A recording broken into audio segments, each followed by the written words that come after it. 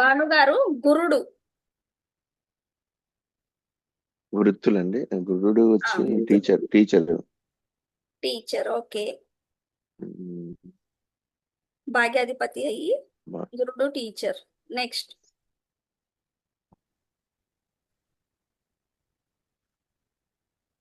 చదివారా? చదవలేదండి, గుర్తు రావట్లేదు. సో చదివాను కోశాగారం, ద్రవ్యముద్రణం. రవి రవి ఉద్యోగ కారకుడు. ఉమ్, ఇది గురుడు కదా మీరు అడిగింది. గురుడు. గురువు తండ్రి గురుడు తండ్రి కారకుడు. ధనకారకుడు కదా. ధనకారకుడు. ధనకారకుడు. ధనకారకుడు, పితృకారకుడు కూడా వస్తాడు. ఆ, సో పితృకారకుడు కూడా వస్తారు. ఓకే. సో కుచుడు భాతృకారకుడు. ఉన్నత విద్య గురించి ఒక్క నిమిషం అండి. సో ఇది కోశాగారం, ద్రవ్యముద్రణం, నిధి నిక్షేపాల గురించి. ఓకే. ధనకారకుడు కాబట్టి ఇక్కడ మొత్తం మనకి ధనం గురించే ఇచ్చారనమాట.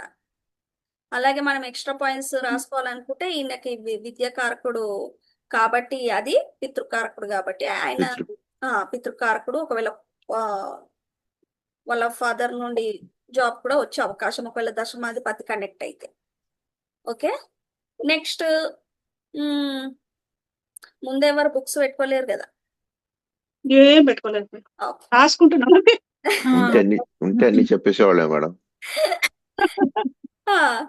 ఓకే. కేతువు సరస్వతి గారు.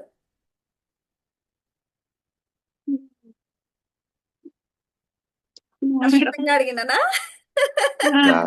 నాకు తెలిసి కేతు ఓన్లీ డిటాచ్మెంట్ అండి, అంటే డిటాచ్మెంట్ కదా. సో మనం ఇక్కడ తరచూ వృత్తులు మారడం అంటే స్టేబుల్ గా ఉండదు. 3 months 6 months 1 year లోపు ఆ విధంగా తరచూ వృత్తులు మారడం, నిలకడ లేకపోవడం, ప్రతి పని పాడు చేయడం, సాధువులుగా జీవించడం, ఇలాంటివి. ఓకేనా? కేతు అంటే ఇది. తరచూ రాహు కూడా అంతే, తరచూ వృత్తులు మారుతారు, కన్ఫ్యూజన్ మైండ్ ఉంటుంది. 2-3 పనులు అంటే 2-3 పనులు అట్ ఎ టైం చేస్తారనమాట. ఓకేనా? అది చెప్పాను కదా అప్పుడు. సో ఇక్కడ వచ్చేసి మనకి వాహనాల బాగుసేత, నకిలీ సరుకులు అమ్మడం, రోడ్డు నిర్మాణాలు, రిప్రజెంటేటివ్, ఇలాంటివి రాహుకి ఇచ్చారు. సో రాహు అంటేనే మామూలుగా వాళ్ళు అంటారు నాకు స్టేబిలిటీ లేదు అని అంటే అప్పుడు రాహు కంపల్సరీ కనెక్ట్, రాహు అన్న కేతు అన్న కంపల్సరీ కనెక్ట్ అయ్యి ఉంటుంది అనమాట దశమానికి. లేదా 4th place లో ఉన్నా కూడా దశమాని చూస్తాడు కాబట్టి ఉంటుంది. ఓకేనా? ఇప్పుడు ఇక్కడ ఉంది మేషం 7, 8, 9, 10.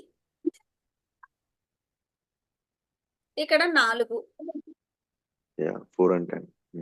ఓకే. ఇక్కడ రాహు ఉన్నాడు జలరాశిలో, దశమాని చూస్తున్నాడు. ఓకేనా? దశమాధిపతి వచ్చేసి శని. శని నీచం పొంది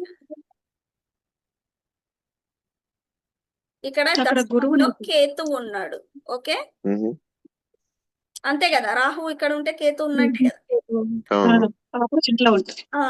ఈ విధంగా ఇంకోటి ఏంటంటే కేతువు దశమంలో దిగ్బలం పొందుతాడు. అంతే కదా.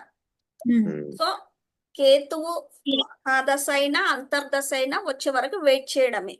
ఆ దిగ్బలం పనిచేస్తుంది. ఒకవేళ కేతువు ఇస్తే గట్టిగా ఇస్తాడు. ఓకేనా? అంటే రాహు కూడా అంతేనా? 10th లోనే కదా దిగ్బలం పొందేది రాహు?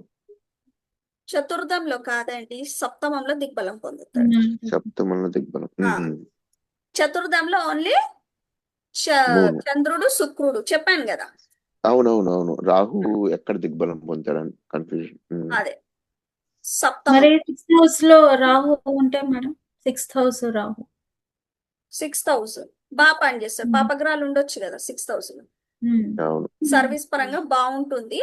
సో ఇక్కడ వచ్చేసి మనకి ఇక్కడ ఒకే కేతువు ఇక్కడ ఉన్నాడు, కానీ శని దశమాధిపతి ఎలా ఉన్నాడో చూసుకోవాలి కదా. అంతే కదా, దశమాధిపతి శని ఇక్కడ నీచం పొందాడు. నీచం పొందాడు. సో ఇక్కడ ప్రాబ్లం ఉంటుంది. ఓకేనా? మళ్ళీ ధనాధిపతి ఎలా ఉన్నాడు, మనీ ధనాధిపతి ఎలా ఉన్నాడు, లాభాధిపతి ఎలా ఉన్నాడు, ఇవన్నీ మనం కనెక్టివిటీ అన్ని చూసుకోవాలన్నమాట. చూసాకనే ఎదుటి మనిషికి చెప్పాలి. ఆ దశనాథుడు ఎలా ఉన్నాడు. ఓకే, దశ చాలా పెద్ద ఉంటది, ఆ రాహు మా దశని నడుస్తుంది. మళ్ళీ అందులో అంతర్దశలు చూసుకోవాలి కదా. అంతే కదా, అంతర్దశలు చూసి మళ్ళీ ఆ అంతర్దశనాథుడు ఏ ప్లేస్ లో ఉన్నాడు, కేంద్ర కోణాల్లో ఉంటే ఓకే. అంతే కదా. ఒకవేళ పాపగ్రహమై ఉపచయ స్థానాల్లో ఉంటే ఓకే, అంతేనా? సో ఈ విధంగా మనం చూసుకోవాలన్నమాట. ఇవన్నీ చూసాకనే చెప్పాలి. ఓకేనా? నెక్స్ట్